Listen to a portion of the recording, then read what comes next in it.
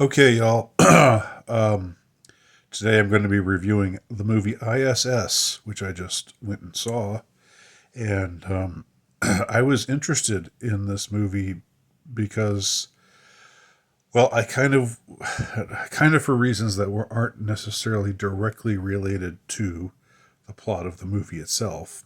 Although the plot of the movie itself, had held some promise, I thought, from a dramatic perspective. But I kind of was interested in how they were going to this play this out with the new Cold War afoot. Given that this is an American movie, a Hollywood movie, uh, you know, back in the '80s, you'd see a lot of movies about, well, we need to end the Cold War. Russians are people too. Even Sting said it. The Russians love their children too, etc. and so on. It was like there was a vogue in saying saying Russia was okay, and we should tamp down the Cold War and all get together and realize we're all human beings sharing the same planet, etc. Okay, but that was when Russia was communist, so liberals didn't hate it back then. Now Russia's not communist anymore, and now liberals hate it. So go figure. Go figure. Anyway, so I was definitely interested to see where they would go with the premise. If they would actually go whole hog, if they were going to make it into a new Cold War movie, like a neo Cold War, a Cold War for today, where it's the liberals who are, or the neoliberals, I should say, not the old school liberals, but the neoliberals who make up most of those who could call themselves liberal today, who are now egging on the conflict, saying those dirty Russians, and so forth, because Putin is he's like a conservative and he helped Trump supposedly, and all the every conservative in America is a Russian agent. Hello, Colin Liddell. Hello, Colin Liddell. That's you I just referenced, in addition to a bunch of other people, but you say that a lot. Yeah, so I didn't think that they would go whole hog, because I thought that would be a little bit overly dramatic. But I was curious to know exactly what they would do, and I was pleasantly surprised. I've seen a couple of reviews of this movie, and the reviews I've seen have been not so great. But maybe I was, because I wasn't expecting so much. I I was I actually enjoyed myself. I was entertained. I had a good time. It wasn't super fantastic, but it was all right. It was neat. It was a neat premise for like a Cold War thriller, neo Cold War thriller, if you will. The action all takes place on the ISS, the International Space Station, which I know I've got flat earthers out there, and like I don't know if that just immediately makes you just talk to the hand. No way, I'm gonna watch that ball Earth propaganda. So I didn't really have a problem suspending judgment on that. But then I'm not really a flat earther, so. But hell, I know a lot of you are, and maybe I actually would be interested in hearing a flat earther's take on this movie, and maybe because I was interested in this movie primarily from the propaganda perspective, like what are they going to do? How anti-Russian is this going to be? You know, and so forth. And I'm sure that a flat earther would have a whole different set of criteria that he was looking at propaganda wise, or speaking propagandistically. And if you think that nukes aren't real, if you're a flat earther and you think that nukes aren't real, that's a double whammy, because in this movie there's a satellite orbiting around Earth, and there's also what appear to be nuclear nukes going off on the Earth. So you probably can tell all of this if you've even seen the preview. The premise of the movie is you have three American astronauts who go up to the ISS, and they meet three Russian cosmonauts who are there. Astronauts and cosmonauts, potato potato. And at first, it's like a love fest. They're all enjoying each other's company and having a good time and so forth. There's one thing that's interesting. This is a little bitty thing, but it was very interesting to me. Of course, I did a video not long ago about the song "Winds of Change" by the Scorpions, and whether that song was written by the CIA.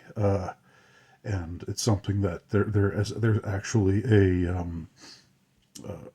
podcast on that very subject. You can watch it or listen to it on Spotify and other places, and it's a pretty interesting podcast. I recommend it with some reservations, but generally I recommend it. So that they play that song, and the Russians all like it, except one of the Russian guys is like, no, I'm not down with this. And the other guy says, no, we're not talking politics here. We're different. We're not going to talk. We're all going to be friends. No matter what our countries are doing down on the planet, we're all going to be friends. But one of the guys is not down with that song. And it's never exactly explained why. You can sort of guess. You can kind of surmise maybe later that he's again, minor spoilers here, that maybe he's he isn't too keen on the end of the Cold War, because in a way it was like a Russian defeat. It was a Russian capitulation to the West, and he doesn't like the idea of his country, celebrating his country's defeat, which is how he sees that song. Meanwhile, the other Russians are just like, come on, yeah, it was the end of the communist era. That's a good thing, and so forth. All right. But then, as you probably know if you've seen the preview, war apparently breaks out on the Earth. We don't know what happened. We don't know exactly how it happened, and we don't know what the stakes are. Except they show several what look like explosions that can be seen from way up in the International Space Center craft that's orbiting the Earth, and then the Americans get a message in which the head, the guy who's like the highest ranking of them all gets a message that says, we're at war with Russia, so take over the space station by any means necessary. And they and we, of course, this ushers in a period of great suspicion between the two sides. So, what all should I go into here about all the twists and turns of the plot? I said there's gonna be minor spoilers, but I don't really care to go into every little thing that happens over the course of after after things aren't so cool anymore, and they're not, and there's a lot of tension on that space station. I will say it's a really interesting idea. I think it could have been done better, but just the claustrophobia of being in this very tiny space, floating through the etheric void, uh, surround, sur- surrounded by people who might be plotting against you, plotting to kill you. Uh, that's an interesting dramatic idea. It doesn't quite live up to its potential, unfortunately, but it's not bad. As far as the propaganda goes, and this is where I think this is where I kind of find the movie interesting, because essentially this movie plays it right down the middle. Now, which is to say,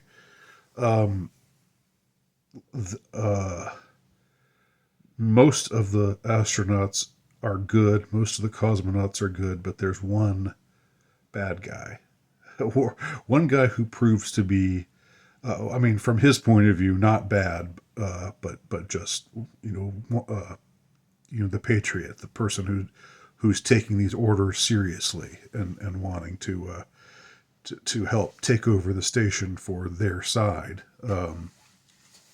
Uh, and yes, it starts with an act of severe treachery, and you can kind of guess who's guilty of that. Uh, One of the Russians, but it's only one of them. The other two are still good. And we later find out that one of the Americans isn't so good either. So again, like I say, it plays it right down the middle, and you know the order that has gone out to the space station, that they that they get tribal and try to take it over from the other side, because now I guess it's an asset in this war. Whoever has control of the ISS. I don't really know though, because what can they really do from the ISS? It's not like they can shoot missiles or anything from there. But maybe they can use it for something later. I don't know exactly. But uh, let's see. The overall, I was impressed with how non-propagandistic this movie was. Um, I was impressed with how this movie really came close to being, uh, if not an anti-war movie, then at least a movie that said, you know, we need to rise above our differences and work together. With the microcosm of these people in this space station, and eventually they don't all survive, but the ones who do survive end up doing that from both sides. Uh, so so there's that. Now, I guess some really hardcore people, really anti DEI type of people, diversity for its own sake people, and I hate that stuff too. I hate it with a passion. But I can be more mellow about it if it's not a distraction. In other words, if they cast somebody who's from some, who's obviously, racially or ethnically or sexually other, just to have inclusion or whatever.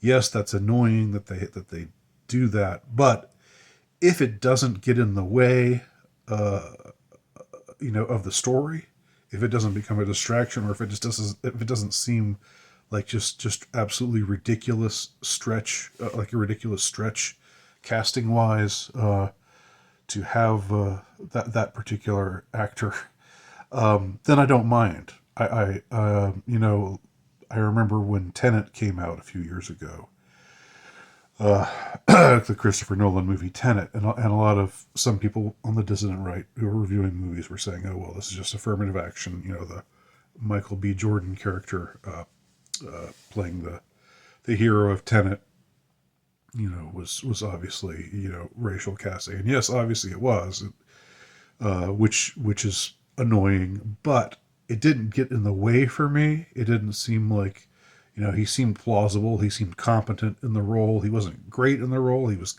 definitely upstaged by what's his name? The vampire guy, whose name I don't remember. Also, vampire the Batman guy, British pretty boy guy. You know who I'm talking about, even though I can't think of his name. overall, the movie Tenet I didn't think was that great, but I didn't mind having a black guy be cast in the main role because it didn't distract from anything. It didn't seem like they were shoehorning anything in. They weren't. It didn't seem like they were being overly preachy or anything like that.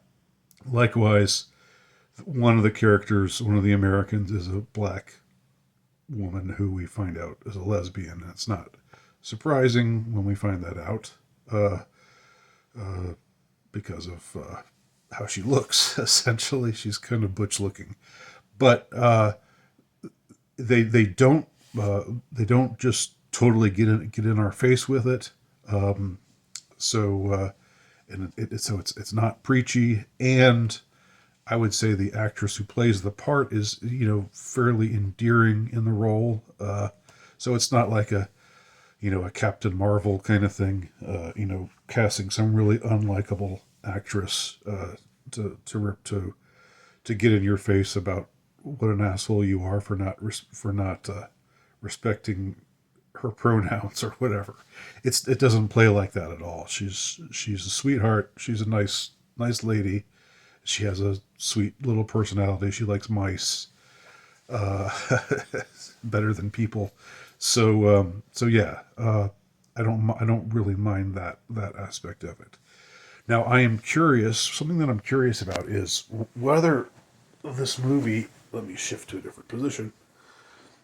I'm curious about when this movie was made and if it was made prior to Ukraine, because there's no mention of Ukraine. Doesn't come up.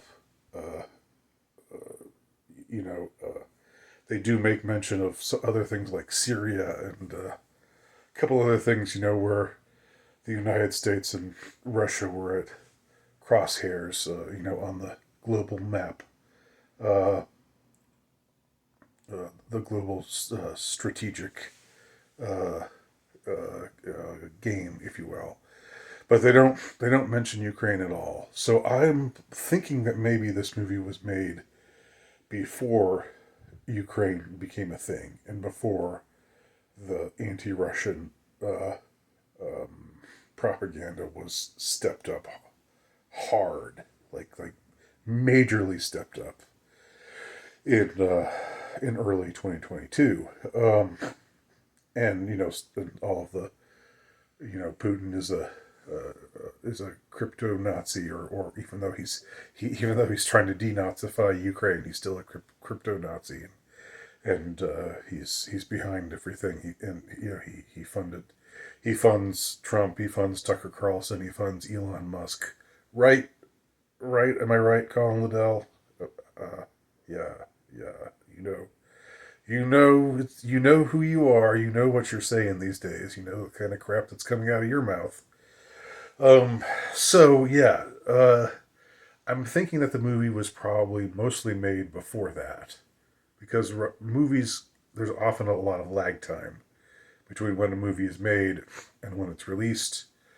So that might account for how non-political this movie is. Maybe if this movie were made today, they would have to try to make it more anti-Russian.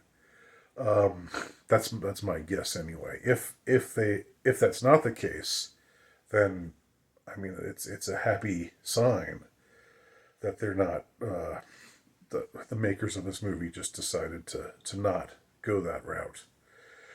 So so yeah, not propaganda, not anti-Russian, not any of the things that I was fearing or wondering. Really, I was curious about that stuff going into the movie. And as far as the story goes, I thought it was pretty entertaining. I didn't think it was great, but I thought it was pretty good.